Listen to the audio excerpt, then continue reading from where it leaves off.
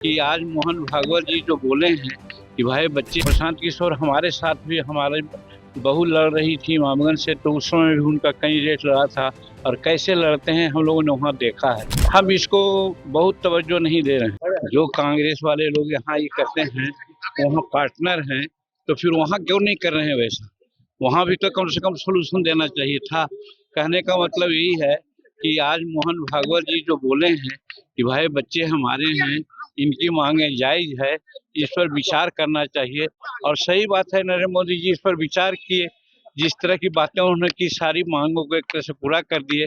अब रही बात की बहुत कड़ा बिल भी पास किया गया है जिससे किसी प्रकार की कोई बातें नहीं होगी, तो अब क्या किया जा सकता है।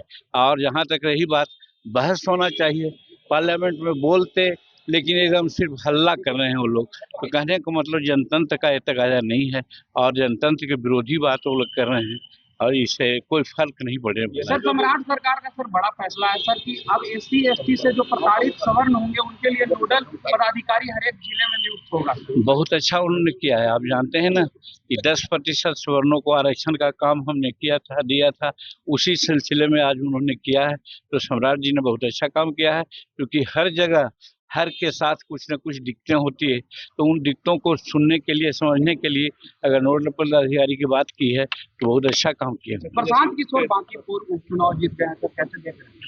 हम इसको बहुत तवज्जो नहीं दे रहे हैं। और प्रशांत किशोर हमारे साथ भी हमारे बहू लड़ रही थी इमामगंज से, तो उस समय भी उनका कैंडिडेट लड़ा था और कैसे लड़ते हैं हम लोगों ने वहाँ देखा है और उसी आधार पर यहाँ पर वो किए हैं। हाँ, ये मैं जरूर समझता हूँ कि यहाँ कोऑर्डिनेशन की कमी रही है एनडीए में, जिसके चलते कुछ दिक्कतें यहाँ आई है।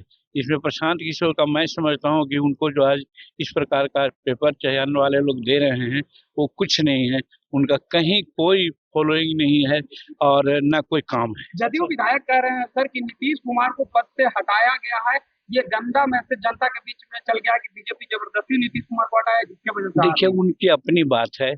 और जहाँ तक एनडीए की बात है, एनडीए ने फैसला लिया था और नीतीश कुमार खुद राज्यसभा में जाना चाहते थे।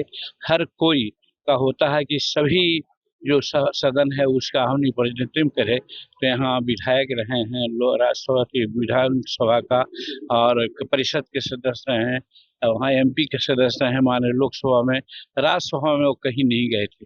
तो उनकी अपनी इच्छा थी कि हम राज्यसभा में जाएं और इस पर कोई कुछ कह रहा है तो उसी बातों को तवज्जो नहीं दे रहा।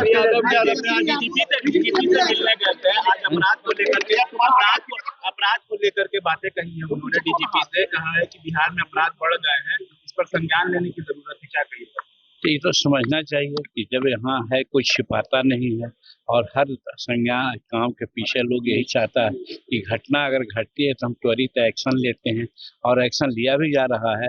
और ऐसे परिस्थिति में अपने पदाधिकारियों को उन्होंने वार्निंग किया है कि कोई गलत तो नहीं किया है।